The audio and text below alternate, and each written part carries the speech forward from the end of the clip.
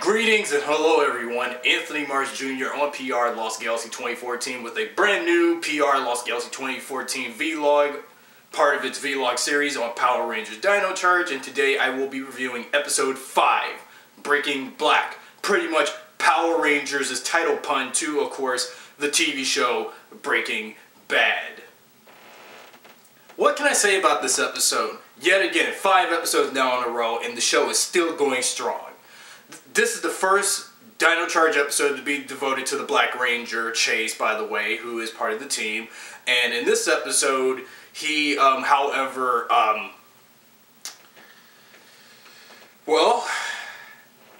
this is the episode where he meets this fortune teller that he met before prior to joining up with the Rangers, how he got his energem, and even in the meantime there is this MacGuffin of the episode that will probably lead on to being part of the series, the storyline called the Pendant, that in which was part of the Spellbinder's costume to be used as a later prop to be used for the show. This particular MacGuffin will probably lead to what Sledge may have in store at the end of the episode, since I just recently watched it minutes ago before this vlog was recorded. And then in the meantime, and this is the episode where it's about focus and concentration, which is one of the few themes about this episode. Then it's about Chase being put under the monster Spellbinder's spell.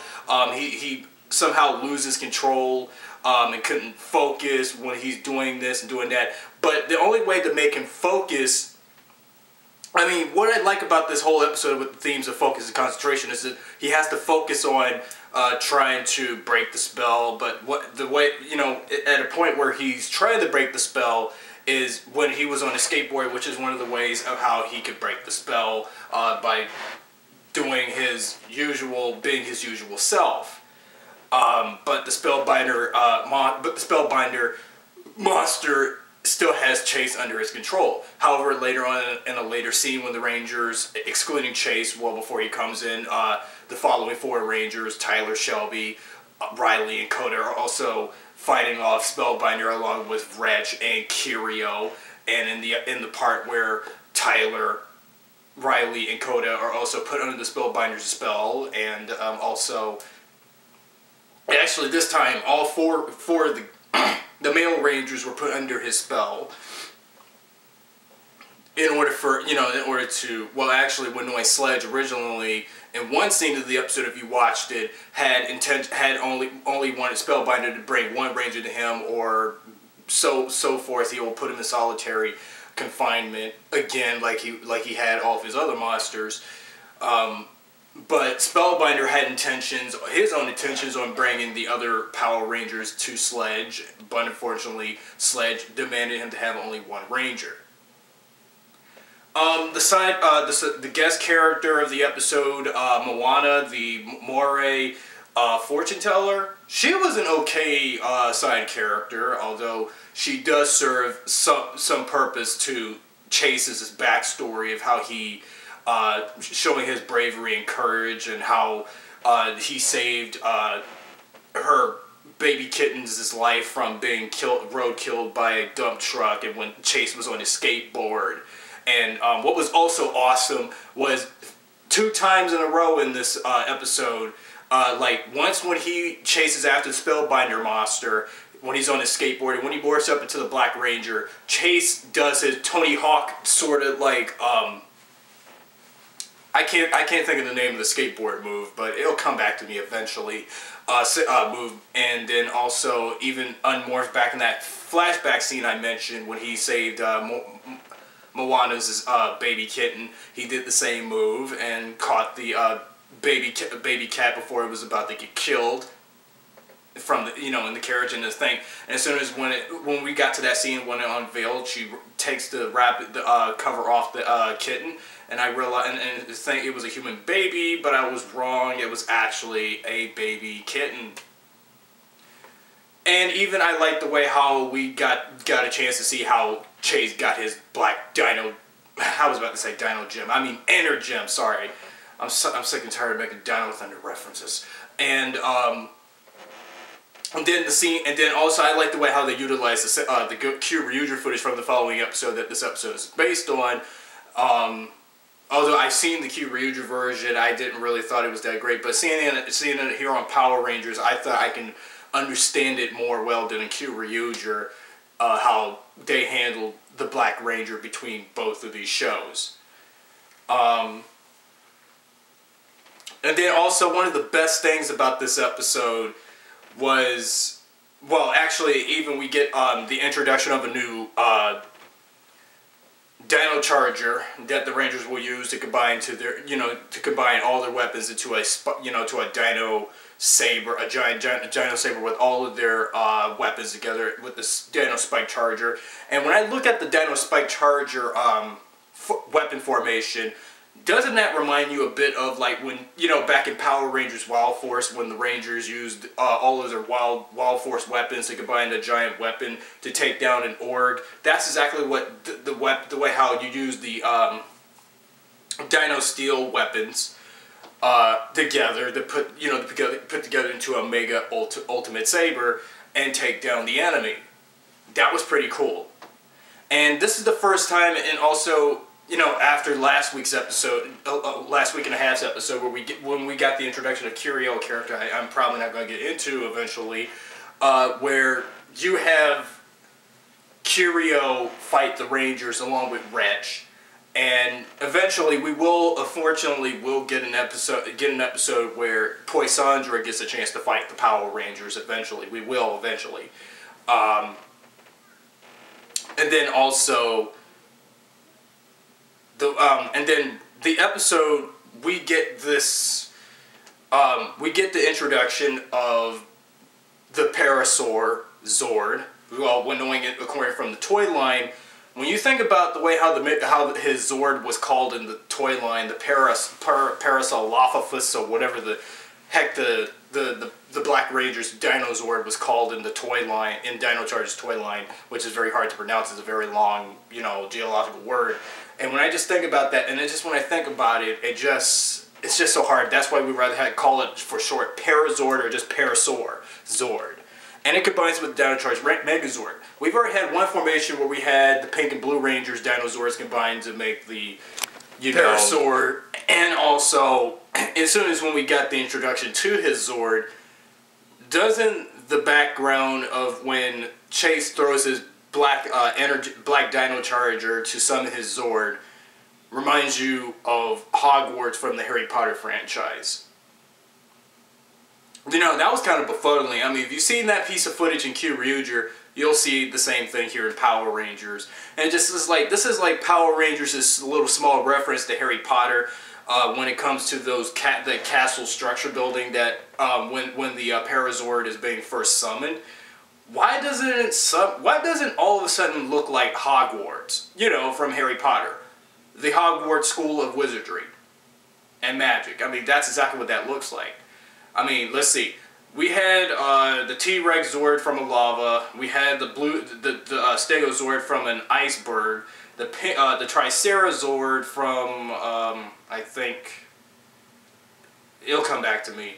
And the Raptor Zord from a rainforest. Now that's kind of, excuse me, that's kind of a bit befuddling. I mean, but why does the Black Ranger's Parazord has to have a background introduction image to make us remind us of Hogwarts? I mean, that just kind of befuddle me. But yeah, it was a good reference to Harry Potter within Power Rangers, although we had a couple of Harry Potter, Lord of the Rings-esque references in Mystic Force, but this is nothing new here.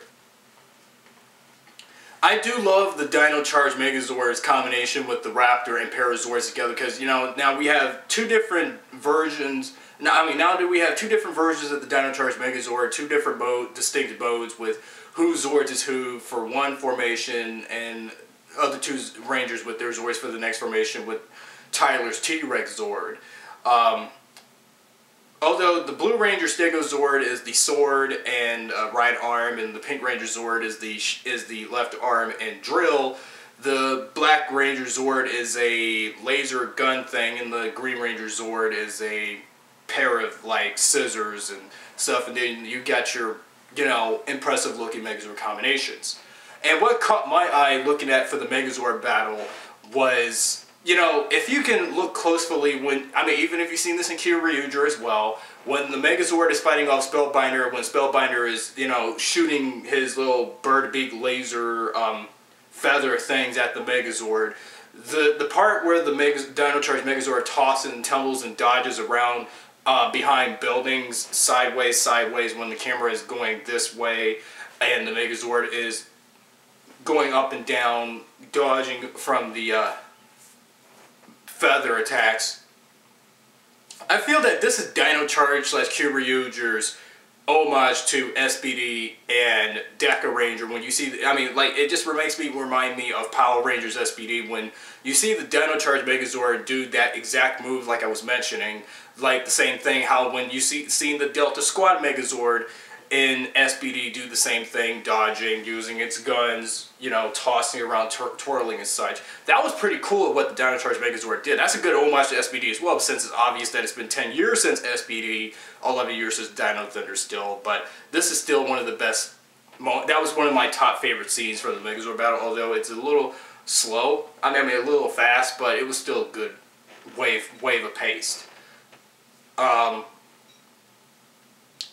Then we have, let's see, the Megazord. Okay, so in the Megazord cockpit, I mean, with Shelby and Coda out of the picture, but when you have Riley and Chase inside the Megazord with Tyler, this is the first time ever having the Black and Green Rangers together with the red one. I mean, this also happened in Kyryuger as well. And I felt that the way how they shot the original footage for Power Rangers was better than in Kyryuger, because I didn't like the Megazord cockpit in Kyryuger that much. And then even that was pretty much about it with that. And Spellbinder was destroyed by the Megazord. Monster went extinct. And one of the most surprising, pretty much foreshadowing bit of the episode is when back on Sledge carrier ship, while Wretch was going through some trashed pieces of the monster that he sent this episode, Sledge discovers the pendant that Spellbinder had, but which actually was from Moana's antique shop. So somehow this pendant that Sledge has in his hands now, we don't know what he's going to do with that pendant, but we'll see eventually if they're going to use this pendant for future episodes leading to who knows. And then the episode, we get a bitter good farewell between Moana and Chase, and then Moana leaves the show, and then we also we have this little engaging bit of you know, the Rangers discussing about who should clean up with, you know, closing shop for the night and such, and Chase is doing, you know, Coda gives Chase the mop and telling him that he has to do it's his job to clean up, and when knowing Shelby busting him out saying that it was his job to clean up, when knowing that it was his duty according to the, you know, whose duty is who a day. And I forgot to mention that the way in the beginning, I know I started this vlog a little bit out of order. I've paid attention to everything that went on in this episode, but I'm going to put this in my own words of what I seen. And especially, I forgot to bring up about in the beginning of the episode when, while the way how they picked up from last time's episode was pretty good, but the thing about when Chase was a little slacking off from his job back in the you know, the kitchen of the restaurant, I mean of the Dino Cafe sort of thing, and when he was he was, you know, Chase was flirting off with this random girl instead of doing his job, and that's what set the, you know, the stove to the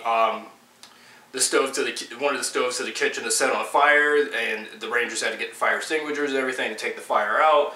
And even this is the first time we've ever got to see Kendall in one shot of an episode of this season, 5 episodes later now, to this point, without her glasses on. This is the first time we've ever seen her without glasses on. But in one of the next shots, when Kendall gives the Rangers the Dino Spike Charger, her glasses is back on. And we only get one scene with the Keeper in this episode, when he senses about the spell that's been put in, you know, chases his mind from the Spellbinder monster, when knowing that you know the rest that was going on. So in general, overall, this was yet again 5 episodes in a row where the show is getting strong, is getting good, so forth. Now we're only 2 episodes down until we make it to the debut of the Dino Charge Gold Ranger. So what do you guys feel about the episode of Breaking Black? Did you think this episode was good? Did you think this episode was blah? Let me know what you guys think, and I'm off for now. Until next time when I come back and review and do a vlog, small vlog discussion on episode 6, The Tooth Hurts. Thanks for watching.